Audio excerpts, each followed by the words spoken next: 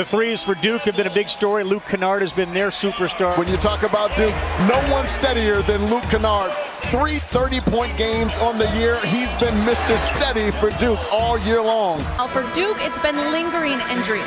Grayson Allen and Emil Jefferson both dealing with foot injuries, but I'm told they are better now than they have been. They've been able to rest since Saturday's game against UNC, and the expectation is for them to be full go, not just today, but the next 4 days.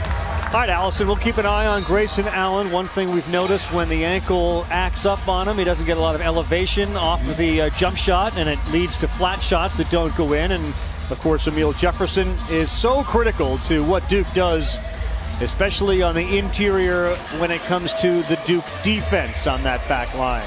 Coach K, Mike Krzyzewski, how about a 57-22 mark in the ACC tournament? That's his record, second most wins all time. Last 20 years, 40-10 at the tournament. Easy layup. His energy is contagious. Does a great job on the defensive end containing the rock. But I'm happy that and pleased that he's in attack mode here early. I mentioned to you, he's been a little cautious lately, has really lost his confidence in his shot. They need him to be aggressive on the offensive end. That 0-7 against the RPI top 25, looking for a win against a ranked opponent. And starting out with your first 4 possessions, having 3 turnovers is not the recipe for success. Lots of high ball screens coming from Duke today, folks. It's one of those games where you can't give Duke easy opportunities. You have to make them take tough twos over your D. Missed opportunity. Seen his 3-point shot improve and improve and improve. Doesn't have a lot of rotation on it, but it goes in. Coach K calls him the Rock for his natural leadership ability. Very steady player for the Blue Devils. Wide open. Got it. Good start for Duke. Indeed, and we talked about that earlier, Ravi. You got to be able to get back and run Duke off that 3-point line, so it puts a lot of pressure on your transition defense. Duke doing a great job in transition there. Got to be careful here early. You can go down by 9-10 points.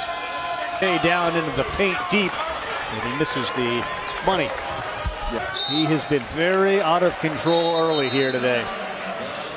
Duke's been in control. They've hit from outside, and they certainly have been able to finish on the inside. Yeah, Jason Tatum, so fundamentally sound. He's been injured, but he's not part of the injury story, really. Kennard and Jones, the only players to play in every game. He's used 10 different starting lineups. Coach K was out, of course, for a while. Had that team meeting at his house during his absence when Jeff Capel was there. Capel had a coach, really, without Emil Jefferson, so they have had to deal with a whole ton of adversity. The one consistent in all of it has been Luke Kennard. Yeah, that wasn't the very patient offense. I was getting ready to say the same thing. That's good stuff, Allison. There's a good offensive rebound. Opportunities, Ravi, will be there because of how quickly and how aggressively Duke converges to the basketball. It's amazing, too, how the temperature in the room changes when Grayson Allen, no matter where you're at, comes into the game. But how about Grayson Allen? You heard him come into the game, and he wasn't the only guy that came into the game, and yet it seemed like all eyes and energy focused on number 3. Indeed. I love his toughness. I love his aggressiveness. And coming off the bench, I think he's embraced the role coming off the bench because it takes so much pressure off of him because he's basically trying to carry the team on the offensive end. And now he recognizes he's got a lot more weapons around him. And I see a fresh Grayson Allen out there on the floor this afternoon. What a treat for a guy like Coach K to have Emil Jefferson, who doesn't put you in a bad spot almost ever. Yeah, I love Emil Jefferson.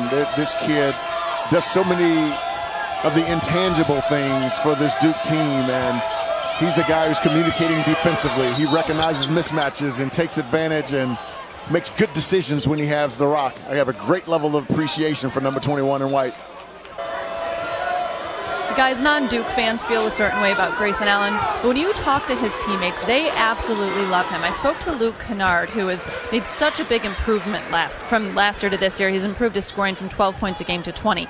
And he says, in part, that's because of Grayson Allen, the time he spent going up against him in the summer playing against Grayson Allen. He said it helped not only my game, it helped my competitiveness and my confidence. That's good. Having missed a couple of layups and 3 fouls. Those 2 guys right there, Giles and Allen, 5 fouls between them. Yeah, and Ravi, I hated making mistakes, and I had to learn how to channel the frustration with my mistake that it wasn't hurting, that it didn't come to hurt my team, and that's the next level for Grayson Allen. Extraordinary competitor, great scorer, but he's got to learn how to control those emotions so that he doesn't hurt his team, because the team is more important than the individual player, and I'm sure he's aware of that. Some silly fouls, and some of that frustration bubbled over when Grayson Allen picked up his 3rd and then picked up the technical. And the intensity is high. Alfonso Ellis doesn't believe that's the case, but others actually do. Allison? Well, it was interesting watching the Duke huddle during the last time out. Coach Krzyzewski spent the majority of the time pleading his case to the officials, while the message inside the huddle to the players from assistant coaches was basically to chill out. They're a little out of sorts right now. They said, you need to calm down, see everything, cut more, move more, trying to get them back on track here. Deflected and off, it'll be Duke ball. You said to me, thanks Allison, that they got to get Emil Jefferson back on the floor. So why? What does he do? What will he bring? He settles them down. I mean, he's seen everything. He's lost in the first round. He's won an NCAA tournament, so he's seen it all. He's the calming influence on this team, as well as Kennard. But as you can see, Kennard's been a little bit out of sorts here in the first half, which is a little unusual for him as well. To Allison's point, the coach telling the kids to chill out while they're in the huddle has worked really well for them on the last 2 possessions. That's a big 3. Calms the waters. Now they'll need a defensive stop or 2. 34% from the three-point line. He was 0 for 3 the last time these two teams played. So any additional offense they can get as a bonus. Good. Great pass. They found each other twice. Caught the weak side staring at the basketball, and that's exactly what you should do. Cut behind, and what a beautiful delivery underneath. Can you do that? What? Throw the football with the opposite hand? I can brush my teeth with my left hand. That's about it. That's impressive, too. You got one of those electric toothbrushes, so you just turn it on, or you actually manually? Now they got a chance, and it's good. Yeah, Duke's absolutely on a roll right now offensively. What a beautiful move and pivot there by Jefferson. And now Jackson. It starts at 7 with the NBA Countdown. It streams live on Watch ESPN and the ESPN app. Another way to say it, you got NBA on ESPN, college basketball tournament here on ESPN2. Nice. And folks, if you don't know much about Grant Hill, during our time in the NBA together, he was the second best 3-man in the league, only to Scottie Pippen. He was extraordinary. It's amazing how Jefferson and everyone else could avoid fouls. Giles comes in and within 4 seconds just picks up another foul.